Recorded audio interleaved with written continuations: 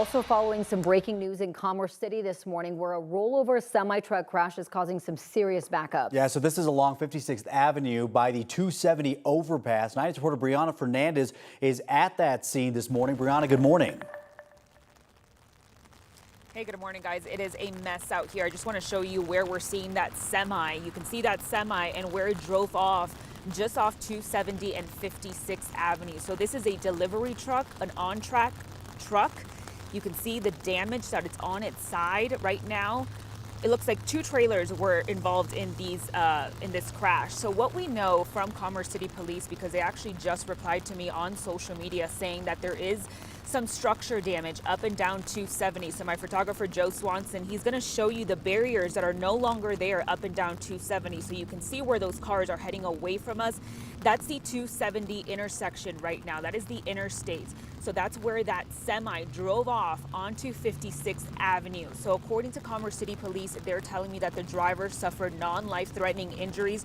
So that is some good news, but now it's the cleanup process, and it's also the structure damage that we're seeing along 270. So you guys have to think about, we have to have the cleanup crews pick up everything here. We need a tow truck as well, a heavy tow truck with all the heavy machinery.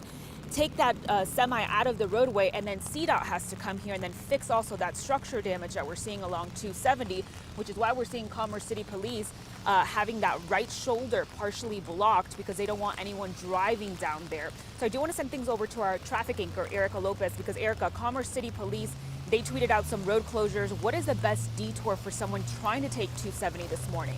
Yeah, best detour usually that we offer instead of 270 when we're dealing with delays is going to be I-70. Brianna, thank you so much for your reporting. So eastbound I-70 is open and moving and clear, as opposed to what we're seeing right here at eastbound 270 in Vasquez. We are just seeing a sea of headlights. On the other side of the camera is what you could see from Brianna up on the interstate, where we have that officer on the right-hand side of the interstate. And what's happening is it's partially blocking the right lane. So folks are actually having to merge all the way down to one lane on the other side of this camera. This is even further back at York Street.